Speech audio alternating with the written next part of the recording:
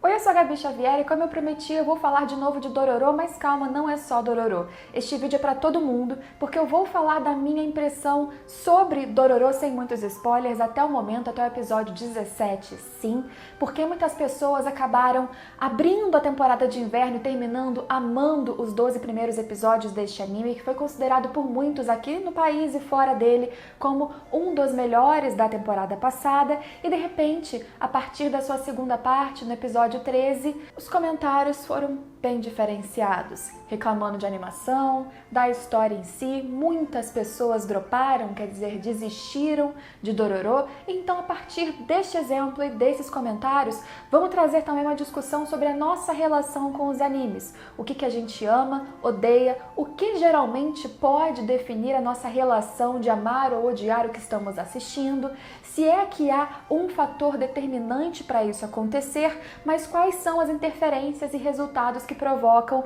no nosso consumo. Vamos falar disso tudo, a discussão vai ser interessante. Já deixa o seu like para ajudar, se inscreve para não perder nenhum vídeo do canal e vai deixando seu comentário sobre Dororo, sobre o que você está achando e sobre a discussão em si. Vamos lá. Sim, Dororo despontou na temporada de inverno como um grande diferencial, um anime que atraiu um público que há muito tempo não tinha história da mesma temática. Dororo adapta o mangá do incrível e muito talentoso Tezuka, e o mangá conseguiu até mesmo ser ressignificado, não que ele precisasse ser, mas ele trouxe uma carga que agradou muitos fãs que não tinham esse tipo de história que retoma o período medieval com uma sobriedade, discussões mais morais do ser humano, o período samurai, porém subvertendo as ideologias que geralmente se trazem de que o samurai é honrado. Não, a coisa é bem mais profunda, é claro, também colocando ali vários detalhes de mitologia japonesa que já estavam na obra do Tezuka, que foram muito bem aproveitadas. Tudo foi muito redondinho, muito bem adaptado, embora algumas pessoas questionassem um ou outro episódio ao longo desta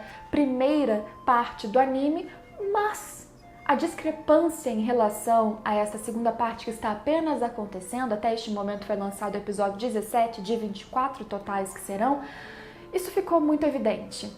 A gente teve muitos comentários pertinentes sobre a queda na animação, no próprio design dos personagens principalmente, mesmo no uso da trilha, que era algo pontual, mas muitíssimo bem casado com as cenas anteriormente, e na história, no roteiro. Como eu já falei muitas vezes, Dororo se alimenta de um material original que é muito bom. Apesar do Tezuka ter se autocriticado na época sobre a forma que ele conduziu a história, especialmente do meio até o final, da forma que ele finalizou, a gente tem material riquíssimo para que o anime Dororo consiga se alimentar disso e também crescer, fazer algo que possa agradar mais o público de hoje. E ele estava fazendo isso muito bem. O que acontece é que esses elementos que começaram a ser criticados a partir do episódio 13 foram desconectando grande parte do público. E a gente vai entendendo por quê. Se uma animação de um anime cai, o que caiu, o que parece demonstrar que o estúdio MAPPA, o estúdio de Dororo, teve realmente problemas com o budget, com o orçamento baixo, pouco tempo, e por isso o resultado que antes era bom, sim, embora não fenomenal em relação à técnica, mas era bom, de repente aparecesse em muitos momentos grotesco, frames travados, muita coisa que desagrada o olhar, que te faz perder a imersão na história, mas isso por si só esse detalhe ou este detalhe faz com que você se desligue da história, ele é suficiente? Depende da pessoa. Em Dororo, é claro que faz muito sentido que você se desconecte um pouco ou se desanime, porque realmente a história tinha muitos simbolismos vinculados à sua arte, que eu gostava muito de destacar. O uso das cores, saturadas ou não, o vermelho muito presente, a direção que produzia enquadramentos ali nas cenas que eram muito poéticos em diversos sentidos, porque trazia significado para além das palavras, já que a gente tinha um protagonista que não falava. Então, se temos escassez de palavra, a imagem precisa conversar, e ela conversava. Você perder esses elementos numa produção que parece bem mais apressada a cumprir prazos do que para terminar algo com mais paciência, o que acontece na indústria, infelizmente, né? Não é que o estúdio tenha vontade de acabar com a obra, mas acabamos chegando nesses resultados. Isso faz sim com que haja uma queda brusca na qualidade para além de visual. Porque nós estamos falando de um anime que ele se apoia na técnica, na beleza, na fluidez ou no design incrível nas cores para ser bonito, ponto. Como eu disse, era um anime que ele trazia significados na arte, significado no enquadramento, significado na direção, que amparavam um roteiro que não era tão expositivo, não explicava muitas coisas e não precisava explicar. Então, nesse caso, eu entendo que a queda técnica seja mais do que técnica. Ela tenha efeitos práticos para a história. Mas só isso, na minha opinião, ainda não definiria que Dororo realmente teve uma queda brusca por si só. Eu falo aqui nesse canal, por exemplo, de One Punch Man na segunda temporada, que muitas pessoas já começaram e desistiram de assistir, ou estão progressivamente desistindo, porque a animação está aquém da primeira temporada, ou porque ela está tendo quedas em relação à própria segunda temporada, de fato está acontecendo, mas eu ainda advogo, venho aqui colocando a minha opinião de que a história ainda mantém a essência do mangá, que é a essência da webcomic, que não precisava de traços incríveis para dar certo. É claro que a gente pode sempre argumentar que se você tem um material incrível a ser adaptado, que foi melhorado em um mangá muitíssimo elogiado, inclusive na sua arte, do Yusuke Murata, então vamos trazer a adaptação apenas quando o estúdio tiver condições de produzir algo a nível da história. Tudo bem, esse é um mundo ideal, utópico, todos nós gostaríamos que fosse assim. Se não for para ser bom, não produz. Mas não é assim que funciona. O estúdio tem os direitos, o estúdio tinha um acordo para produzir, e eu tenho certeza que se o estúdio tivesse condições naquele momento de produzir algo incrível, ele faria. Não significa que a obra, essa ou Dororo, não sejam passíveis de crítica. Não, óbvio que não. Tudo que vem a público, inclusive eu neste canal, somos passíveis de crítica. E essas críticas negativas, um consumo que produz comentários negativos, podem e influenciam no resultado comercial daquela obra, daquele anime. Só que isso sempre vai depender de consumidor a consumidor.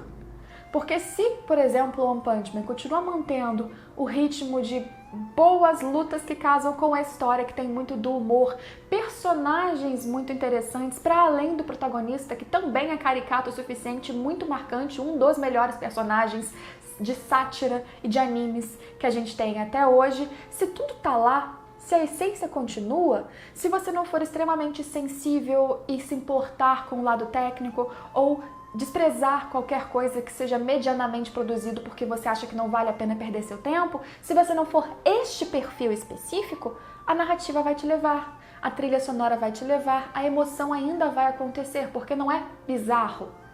Por mais que tenhamos sim, inclusive a internet fez muito a isso reverberar várias cenas animadas de Dororo nos últimos episódios que são grotescas, que são travadas, que você pergunta, meu Deus, o que aconteceu nesse momento na produção? O que rolou para ter uma queda tão grande? Mesmo assim, num conjunto, não é grotesco de se assistir. Tanto é que, na verdade, o que as pessoas talvez estivessem sentindo mais falta em Dororo, por exemplo, que é o que a gente começou falando, era a narrativa do começo. Se você não está assistindo o anime trata a história resumidamente, tem vídeo falando disso, o primeiro vídeo, mas trata a história de uma criança que foi amaldiçoada, que foi prejudicada porque o seu pai, para conseguir preservar suas terras com prosperidade, porque ele era o Lorde de lá, ele fez um acordo, um pacto com 12 demônios no anime para pegarem as partes do seu filho, porque assim eles quiseram, ele aceitou. Só que por um acaso, pelas influências, interferências da oração da mãe dele a uma deusa da misericórdia, ele acabou ficando apenas com a sua cabeça e foi salvo por uma parteira, sobreviveu e foi remontado e foi criado por um homem que mexia com próteses e tinha seus traumas de guerra e fez quase sua expiação naquela criança. Ele sobreviveu e a partir de então ele vai lutando com os demônios para recuperar as partes do seu corpo e tem uma jornada de reconhecimento do seu próprio passado, de quem ele é, e vai inversamente se tornando talvez um demônio ao invés de se humanizar ao ganhar suas partes corpóreas de ser humano. É uma narrativa que, como eu comecei falando, ela trata sim dessa jornada. Os episódios que a galera mais gostava sempre eram focados neste personagem que se chama Hyakimaru, ou às vezes no Dororo, na Dororo, que é a sua parceira de jornada nisso tudo, Mas também havia histórias paralelas, histórias desse período de guerra, histórias deste momento neste mundo, que mostra que samurais muitas vezes não são honrados, eles lutam por si, por ganância, por dinheiro, por terras e utilizam pessoas que acabam sofrendo por consequências nessa reverberação de tristezas e luto e morte por algo que as pessoas de fora nem sequer gostariam de serem envolvidas. Então, tudo isso vai trazendo algo denso para além da história principal. Existiram histórias paralelas que foram adaptadas nos primeiros 12 episódios que algumas pessoas não gostaram, mas mesmo assim eram histórias talvez mais fracas, mas que ainda traziam claramente significados importantes para essa jornada nesse mundo e do protagonista também. Porque ele estava envolvido nisso tudo e você via claras consequências para a sua evolução. A partir do episódio 13 até o episódio 15, 16 talvez, mas 16 eu acho que a coisa agora pelo menos entrou um pouquinho mais no eixo, mais ainda no 17, mas 13, 14 e 15 trouxeram um roteiro e uma narrativa fraca, de histórias que eram paralelas, que envolviam os protagonistas, mas traziam aí luta contra demônios, gols e situações que, no geral, não acrescentavam mais nenhuma mensagem, ou pouca coisa. Ou até você conseguia ver que trazia consequências para o relacionamento de Dororo com Hyakimaru, para o que eles estavam passando, ou para os traumas e para o buraco no qual o Hyakimaru está se afundando, mas não era bem conduzido. As palavras, as mensagens, e aí a parte técnica influencia, como eu falei, não traziam aquela exposição não dita que nos fazia sentir e pensar e sofrer e se emocionar com Dororo como no começo. Então eu acho que Dororo, o problema é que a parte técnica, como eu falei, significava muito mais do que beleza, e junto com o roteiro, que acabou sendo aí pouco privilegiado, uma direção que não estava mais trazendo significados e sentidos que incorporavam uma densidade que é importante em Dororo, pelo menos neste anime, na linguagem que se estabeleceu para além do material do Tezuka, isso trouxe a repercussão negativa, isso fez muitas pessoas droparem. E por isso que ao chegar no episódio 17, que a gente tem uma situação importante para o Hyakimaru, simples, sem grandes ações, porque a ação que tem não é o mais importante nesse momento, mas com simbologias e com diálogos e com momentos que conseguem agregar significados importantes para o que estamos vendo da evolução deste personagem, que aliás evolução não é a melhor palavra porque ele não está necessariamente ascendendo na sua personalidade, é muito mais instável do que isso, valeria talvez até um vídeo no futuro após o fim disso tudo, não sei se vocês gostariam,